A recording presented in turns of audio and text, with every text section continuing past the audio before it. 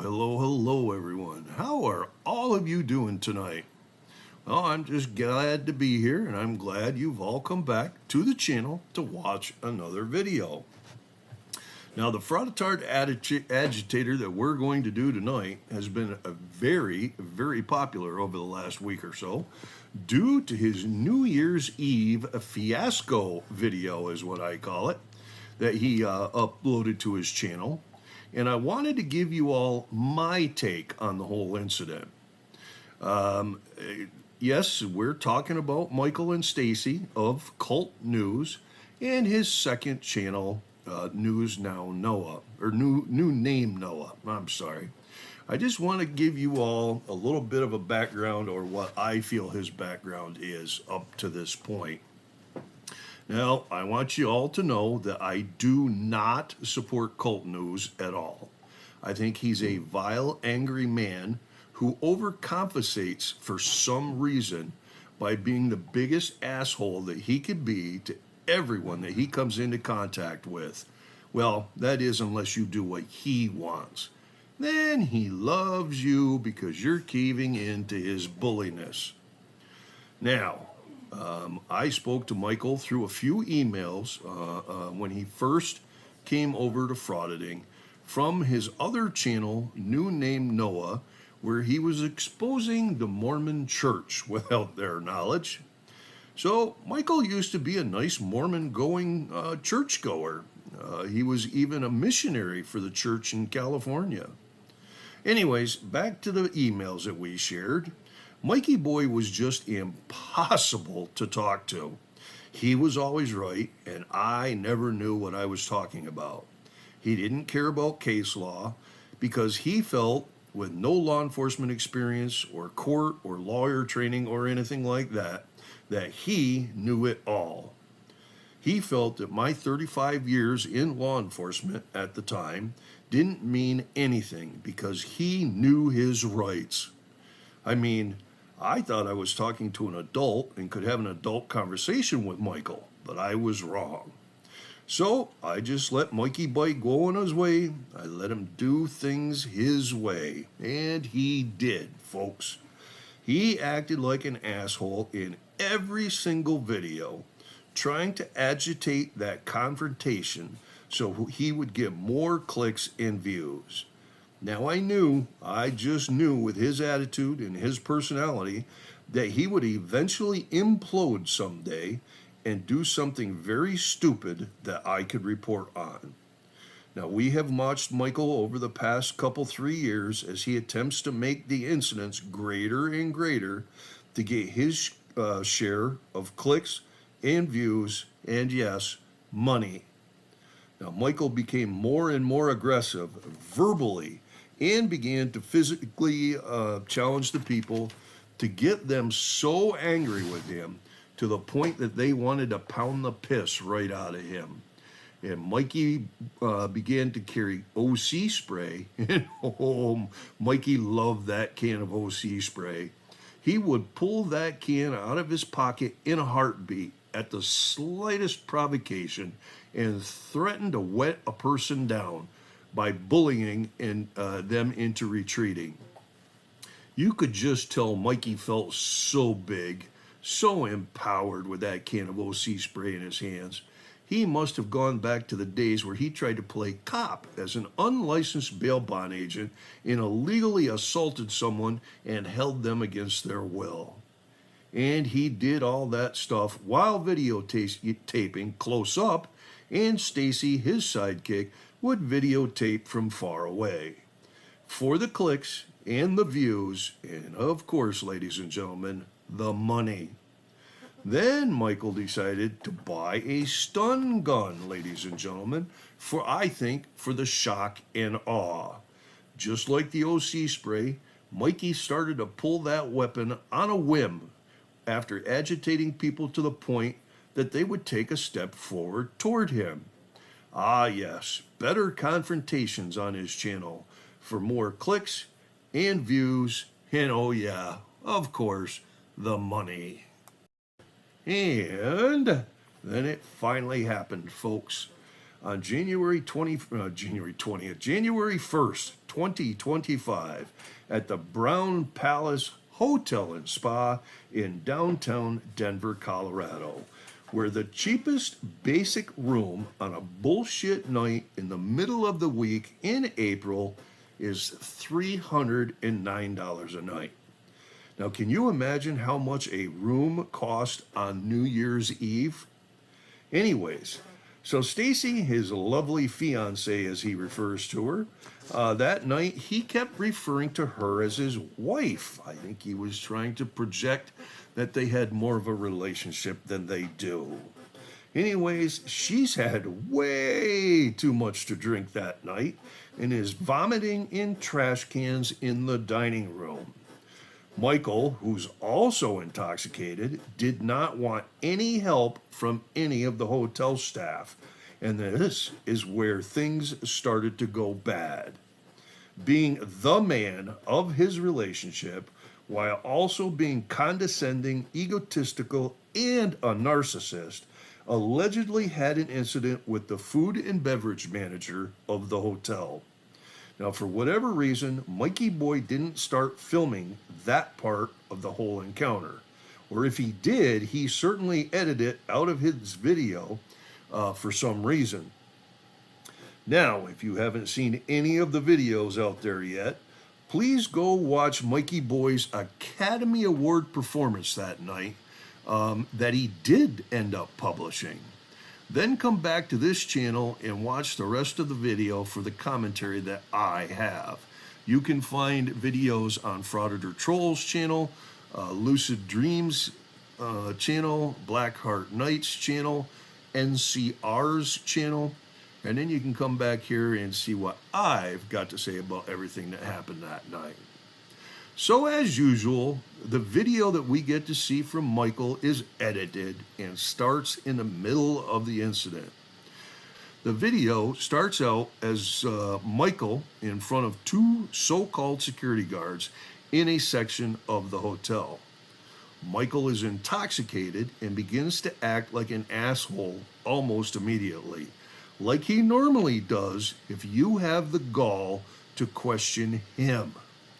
Michael became obnoxious, and he became condescending, he's demanding, he's mouthy, he's disrespectful, and he's claiming to be all important when he keeps repeating that he's a VIP guest of the hotel that night. And then Mikey Boy pulls a Karen, and he begins to demand a manager because he's not happy with the two security guards that are kicking him out. So the two security guards escort Mikey to the door of the hotel. At that point, at the door, Mikey says something to the security guards that offended them because Jesse, the security guard that I call Shaggy because of his hair, anyways, Shaggy physically pushes Michael out of the door of the hotel, as you see right here. What? Don't touch me. Hey, back up. Don't touch me. 100,000 people are going to see this video. Who's your manager? I want to speak to your manager. Ambulance. Come on. My wife is inside. So I have given you this background on Mikey, and I have said all of this up to this point to let you know I do not support cult news. I don't like Mikey as a person, as a frauditard, as a human being, but, and I hope this is where I don't lose any of you, but I have to give my opinion on this fiasco. Again, I'm not supporting cult news or excusing any of his behavior that evening. But seriously, ladies and gentlemen, let's look at these two security guards for the hotel. The security guard on the left is Jesse. I call him Shaggy because of his hair. His hair completely covers his eyes. So if you're trying to look at him and talk to him, you can barely see his eyes. And look at him. He's wearing a t-shirt with a Chevrolet logo on it. I mean, look at him. There is nothing on him at all that identifies him as security. Then the security guard on the right is Giovanni. At least Giovanni's wearing a suit jacket, and he has a name tag on it, but it looks like the name tag just says his name. And look, he's wearing a do-rag, for Christ's sakes. I mean, he's wearing a do-rag while on duty at a swank $309 a night hotel and on the night of a special event like New Year's Eve. Again, Giovanni isn't wearing anything that identifies him as security. Tell me honestly, ladies and gentlemen, if these two men, looking as they do right here, came up to you and identified themselves as security at a fancy hotel such as the Brown Palace, would you believe them or would you question them? I know if it were me, I would start looking around for someone who really looked like they worked at the hotel and start asking some questions. Now, I do have to say, in the beginning, the two security guards started out performing very well. They were professional in their verbal dialogue with Mikey, despite being so unprofessionally dressed. Mikey Boy, of course, becomes condescending with the two, and as I said earlier, things go bad. So now we're outside of the hotel, and Mikey's trying desperately to gain control of the situation. Michael is livid that these two security guards have removed him from the hotel. Jesse is now wearing a long sleeve shirt, but he still has nothing on him that identifies him as security. From here, things get worse quickly.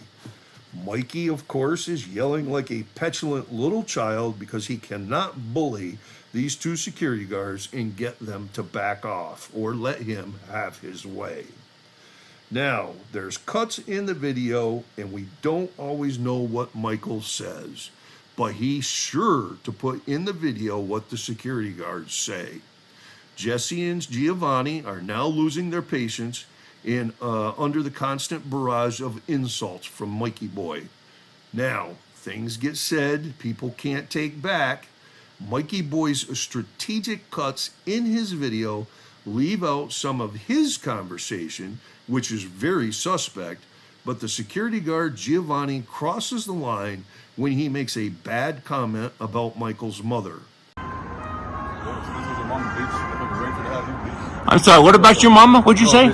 Your mama. You work for the Brown Palace and you're talking about my mama? That's unprofessional in my book, and honestly, if Giovanni had made a snark comment about my mother, you would be peeling me off of him, if you know what I mean. Now, from what I can tell, the two security guards begin to make comments that are inappropriate, as they have lost all patience with Mikey. And then Mikey denigrated to the point of using the N word toward Giovanni. People are going to see this video. Let me speak to manager. Being crazy. I want to see my wife.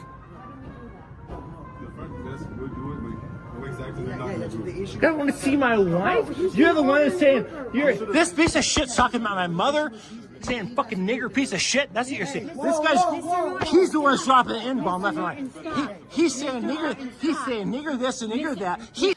That is totally unacceptable in any circumstances and has opened the door for questions about Mikey's racism, which I saw he tried to quickly cover up by saying Giovanni was the one saying the N-word and he was just repeating it.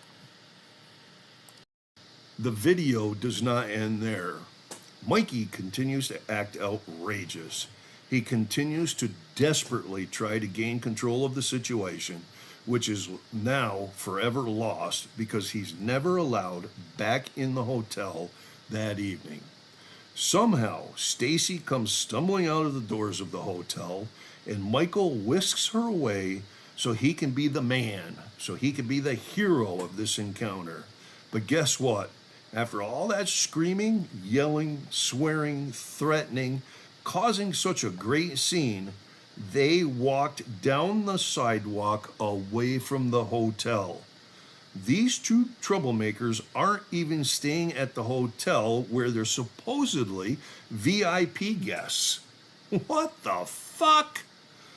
All right, let me know in the comments down below what you all think. Now, we all know Mikey Boy was an asshole, He thinks he's more important than he is, and he went above and beyond to escalate this entire situation. But the two security guards are not properly dressed. The two security guards are not properly identifiable as employees or security guards of the establishment. And toward the end of the situation, security lost their patience and lowered themselves to Mikey Boy's standards and made completely inappropriate comments. I believe they contributed to the incident. You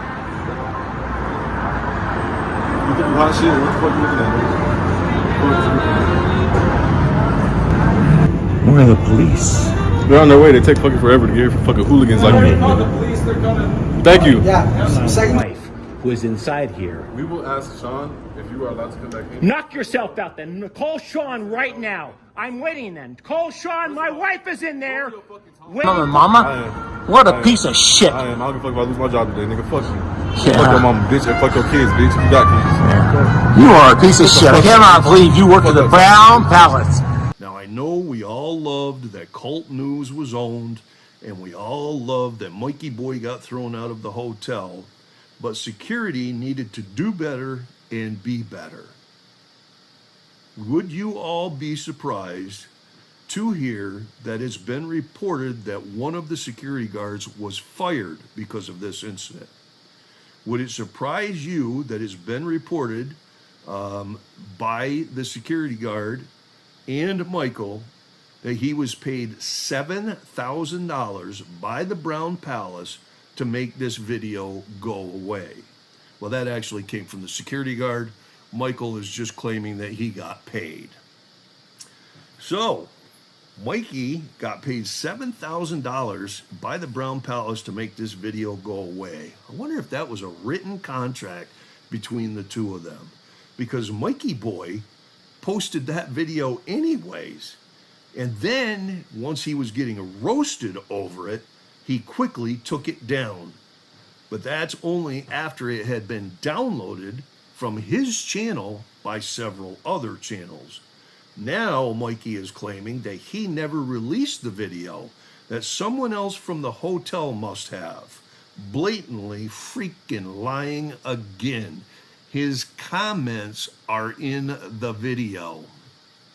So anyways, I was sure to go to the hotel's website, and if you go way down on the bottom of the page, there's a section called Contact Us. If you click on that, the next thing you'll see is a list of email addresses. Skip those email addresses because none of them is working yesterday when I tried to send emails on them. If you go further down the bottom of the page, there is a fill-in contact section, which is where I left this message right here. I am under the impression that the Brown Hotel or Brown Palace Hotel and Spa paid Michael and Stacy a reported $7,000 to not publish a video of an incident at your establishment on January 1st, 2025. I hate to think your establishment would pay extortion money to the likes of Michael, who instigated the entire fiasco. Anyhow, just to let you know, Michael released that video anyway, and it is now all over the internet. So if you paid him not to release it and you have a contract with him, he broke the contract and screwed you. So that, ladies and gentlemen, is my take on Mikey and Stacy's fiasco on January 1st, 2025.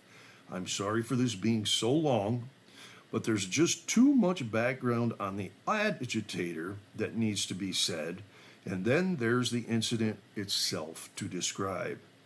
Thank you all for listening to my take on this event. I believe the unprofessionally dressed security guards contributed to this event and at the end got Mikey paid.